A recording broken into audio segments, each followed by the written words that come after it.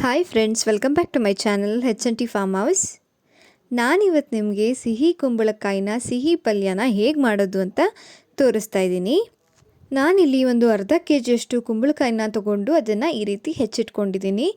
ಅದನ್ನು ಒಂದು ಪಾತ್ರೆಗೆ ಹಾಕ್ಕೊಂಡು ಅದಕ್ಕೆ ಒಂದು ಸಣ್ಣ ಗ್ಲಾಸ್ನಷ್ಟು ಮಾತ್ರ ನೀರನ್ನು ಸೇರಿಸ್ತಾ ಇದ್ದೀನಿ.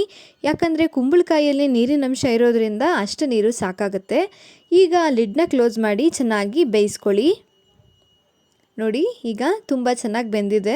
ಒಂದು 10 ಮಿನಿಟ್ಸ್ ಬೇಕಾಗುತ್ತೆ ಅದೆಲ್ಲ ಚೆನ್ನಾಗಿ ಬೇಯೋದಕ್ಕೆ. ಈಗ ಬೆಂದಿದ್ದಾದಮೇಲೆ 1 ಬೌಲಷ್ಟು ಬೆಲ್ಲನ ಸೇರಿಸ್ತಾ ಇದ್ದೀನಿ. ಆನಂತರ 1 ಬೌಲಷ್ಟು ತೆಂಗಿನಕಾಯಿ ತುರಿನ ಆ್ಯಡ್ ಮಾಡ್ತಾ ಇದ್ದೀನಿ.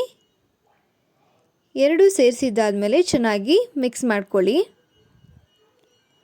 ನೋಡಿ, ಈ ರೀತಿ ಚೆನ್ನಾಗಿ ಬೆಲ್ಲ ಎಲ್ಲ ಕರಗೋವರೆಗೂ ಕ್ಲೀನಾಗಿ ಮಿಕ್ಸ್ ಮಾಡಿ. ಈಗ ನಾನಿಲ್ಲಿ ಏಲಕ್ಕಿ ಪುಡಿನ ಸೇರಿಸ್ತಾ ಇದ್ದೀನಿ. ಏಲಕ್ಕಿ ಪುಡಿನ ಹಾಕಿದ್ಮೇಲೆ ಕ್ಲೀನಾಗಿ ಮಿಕ್ಸ್ ಮಾಡಿ. ಬೆಲ್ಲ ಎಲ್ಲ ಚೆನ್ನಾಗಿ ಕರಗಬೇಕು, ಹಾಗೆ ತೆಂಗಿನಕಾಯಿ ಕೂಡ ಸ್ವಲ್ಪ ಬೇಯಬೇಕು. ಅಲ್ಲಿವರೆಗೂ ಚೆನ್ನಾಗಿ ಕೈ ಆಡಿಸ್ತಾ ಇರಿ. ಕುಂಬಳಕಾಯಿ ನಮ್ಮ ಆರೋಗ್ಯಕ್ಕೆ ತುಂಬಾ ಒಳ್ಳೆಯದು. ಅದರಲ್ಲಿ ವಿಟಮಿನ್ ಎ ತುಂಬ ಹೆಚ್ಚಾಗಿರುತ್ತೆ. ಅದನ್ನು ತಿನ್ನೋದ್ರಿಂದ ನಿದ್ರಾಹೀನತೆ, ಸ್ಟ್ರೆಸ್ಸು ಇದೆಲ್ಲ ಅವಾಯ್ಡ್ ಆಗುತ್ತೆ. ನೋಡಿ, ಇಷ್ಟೇ ಸಿಹಿ ಕುಂಬಳಕಾಯಿಯ ಸಿಹಿ ಪಲ್ಯ ರೆಡಿ ಆಯಿತು. ಎಷ್ಟೊಂದು ಸಿಂಪಲ್ ಅಲ್ವಾ?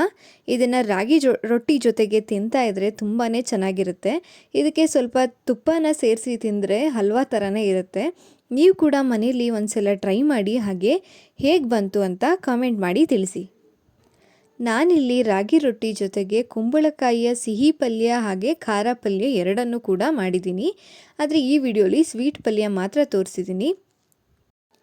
ಹಾಗೆ ಈ ವಿಡಿಯೋ ನಿಮಗೇನಾದರೂ ಇಷ್ಟ ಆಗಿದರೆ ಪ್ಲೀಸ್ ಲೈಕ್ ಮಾಡಿ, ಶೇರ್ ಮಾಡಿ, ಹಾಗೆ ನನ್ನ ಚಾನಲ್ನ ಸಬ್ಸ್ಕ್ರೈಬ್ ಮಾಡೋದನ್ನು ಮರಿಬೇಡಿ. Thank you for watching.